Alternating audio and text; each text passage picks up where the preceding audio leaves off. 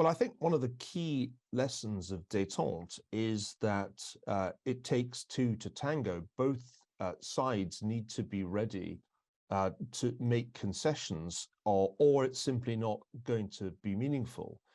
By the late 1960s and early 1970s, the cost of the arms race was becoming a major problem for both sides, and indeed it was a heavier burden for the Soviet Union with its relatively smaller economy. I think the United States and China each need to look long and hard in the mirror and ask, what exactly is it that we're trying to achieve here? I've already said why I think it's strange for the Biden administration to pursue such a hawkish policy towards China, particularly since part of it originated with the previous administration. I think at the same time, Xi Jinping and his colleagues in Beijing need to ask whether wolf warrior diplomacy was really the way to go in communicating China's views to the rest of the world. In my most recent book, Doom, I argued that much that Chinese diplomats said and did in 2020 was deeply unhelpful to China itself by alienating European and other countries. The tone of Chinese diplomacy became rather shrill in recent years, and I don't think that that was helpful. I think to state too forthrightly ambitions of geopolitical parity, if not dominance, helps in no way, because this only arouses the suspicions of Americans and others that China's aspiring to world domination. I don't think that that is the goal of the Chinese people, but it sometimes sounds like the goal of the Chinese government. There won't be an era of détente unless both sides dial back the rhetoric, dial back the slogans that we currently hear.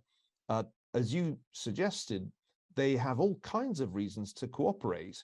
Most people talk about climate change in this context, but that's only one of many things that the US and China need to cooperate over. Public health, we touched on earlier. One of the reasons that US-Chinese relations have deteriorated is mutual mistrust over the question of the origins of the COVID pandemic.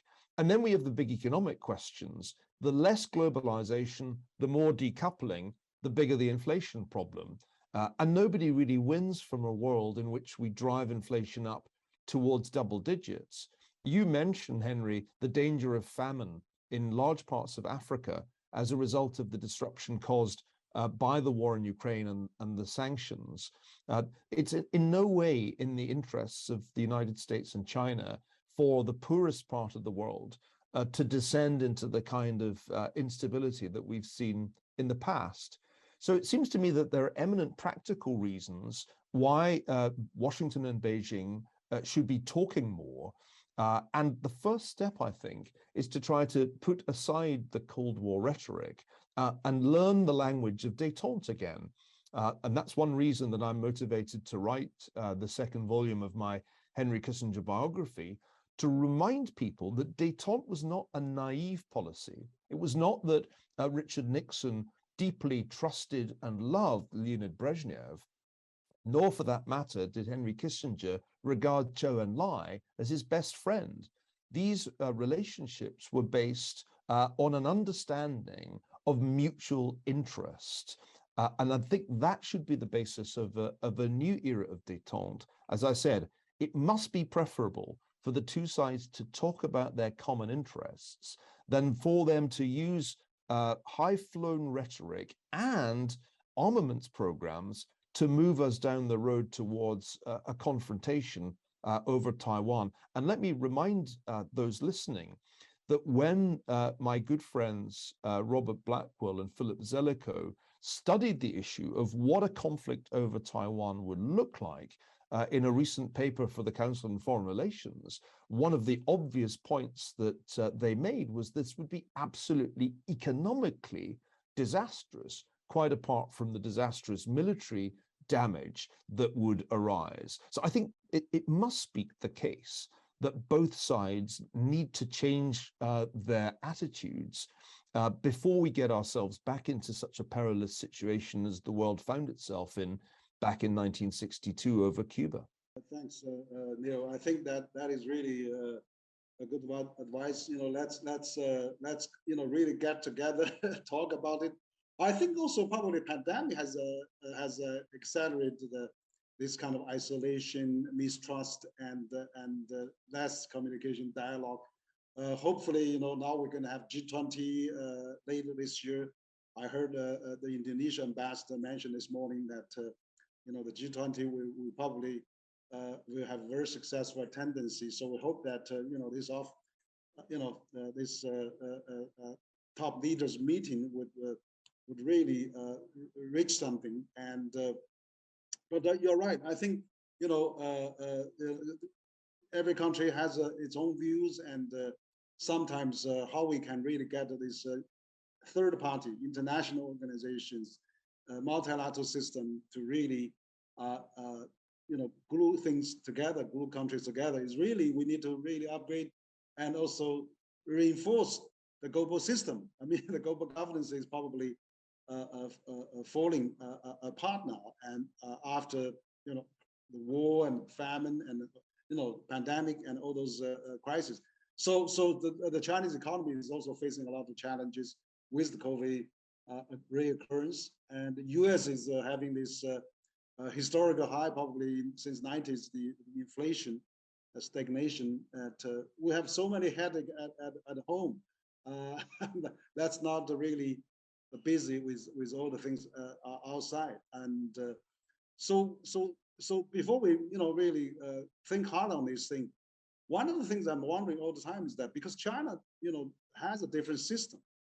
China has a 5,000 years history and culture. They always practice some kind of collectivism. There's always seniority, family values, education, hardworking, and things like that. Whereas I think Western culture, there's a Renaissance, there's individualism, there's all those freedom has been highly emphasized. So you think that from historical point of view, can different values, different system, in the end they can somehow really at least not converge, but at least they are peacefully coexisted. I was talking to Joseph Nye. He telling me maybe by 2035 or another 2040, we're okay. China is China. I mean, is a fact. We have to accept. If China is lifting 800 million people, representing 70% of global reduction, if China is also contribute over 1/3 of global GDP growth, become the largest trading nation with 130 countries, somehow, even though China have a little different system, can the West in the end accept that? And or maybe we find a way to, recognize each other, not just as a country, but maybe the way of life and the way of governance. So there's a bit of more philosophical question there, maybe to ask you in the end, I hope. Well, I think the lesson of the first Cold War is that in order for there to be détente, there has to be a kind of mutual tolerance of difference in domestic political institutions. That there shouldn't be an aspiration on one side to make the entire world in its own image. Ultimately, each side thinks it has a superior system or it has the appropriate system for its own conditions. I think that's the starting point for détente. One focuses on the international interests and leaves domestic politics pretty much off the table. The only reason that you end up with arguments about domestic politics, I think, is if one side believes that the other side is engaged in espionage or other activities that, in fact, intrude into the domestic politics, into the realm of its adversary. So I think there's a fairly clear way forward. I don't think it's likely that Americans will stop criticizing the ways in which Hong Kong's new national security law operates, or the ways in which the Uyghur population is treated in Xinjiang. I'm sure we'll continue to disagree about the status of Taiwan. Those things, I think, are not going to change. But it seems to me we could learn from 1972 how to agree to disagree. That was the essence of how Kissinger and Zhou Enlai dealt with the problem of Taiwan, ushering in half a century of what became known as strategic ambiguity. It seems to me one of the worst ideas of the last few years in the United States was to get rid of strategic ambiguity. And when Richard Haas first suggested that in 2020, I was quite shocked, because it seems to me it's worked pretty well. Why change something that has stood the test of 5 decades? Philosophically, I think each of the two superpowers has a completely different approach to politics, which is historically based. We should accept that each system has its problems. Nobody could pretend that American democracy has worked with perfect smoothness in the last few years, but nor could anybody claim that the Chinese Communist Party has done an awesome and perfect job of governance in China. Both countries have problems. In the United States, we have the highest inflation since 1982. In China, the lowest growth really since the 1970s. So I think both sides have reasons to be conscious of their own shortcomings. Nobody can claim to be perfect in this debate. But as I said, the most important thing in foreign relations is not to criticize the domestic politics of the other side. The most important thing is to find common ground on those international, those global issues that are most urgently needing to be addressed. And I've already mentioned the key ones. Normally people put climate change first. Somebody might put public health first. But in my view, the one obvious lesson of the war in Ukraine is that war is the biggest disaster. War is the disaster you want to avoid. That's the thing that shortens lives most ruthlessly and causes the worst damage and disruption. So the top priority for US-China relations has to be, face it, we're in a Cold War. Let's make sure it doesn't turn into World War III. And there are some extremely important lessons we can learn from the era of détente in that regard. Yes, that's a great message there. I think détente would be really good to revisit, particularly the wisdom of Dr. Henry Kissinger and President Nixon, as also we are celebrating the 50 years anniversary of Nixon's visit to China.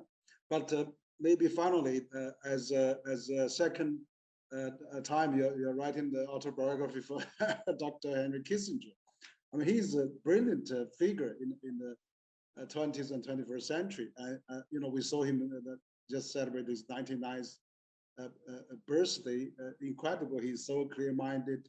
Perhaps you can tell us a bit about how you go about this book and what can we expect, and why is your book coming out? And we can do I'm sure it will be a bestseller in China by then. And so maybe you can disclose a little bit what we are working on and what we can expect.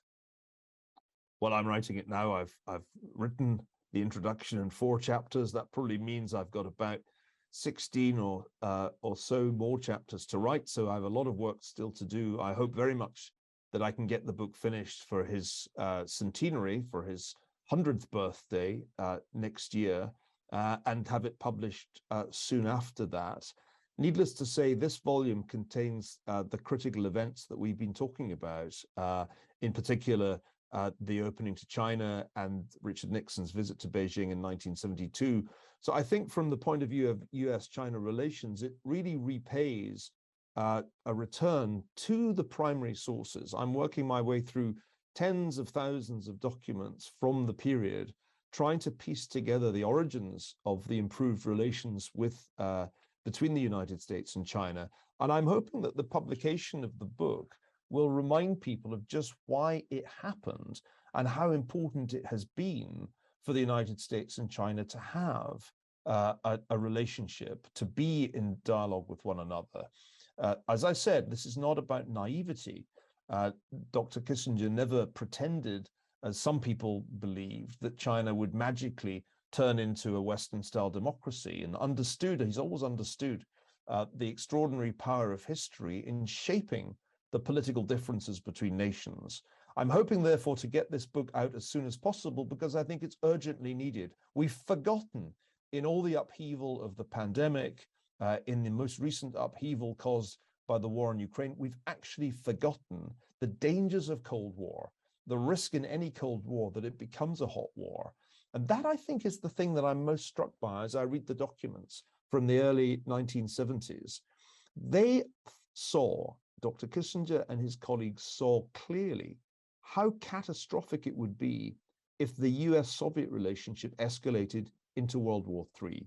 We've forgotten how catastrophic it would be if the US and China went to war. It would be as catastrophic in terms of the military and economic as well as the human damage that would be caused. So if I can do anything to remind people of how dangerous the downside is, then it will have been worthwhile to write this very lengthy and detailed biography. Thank you, Neil. I think this is going to be a great book that we all expecting, and you're right.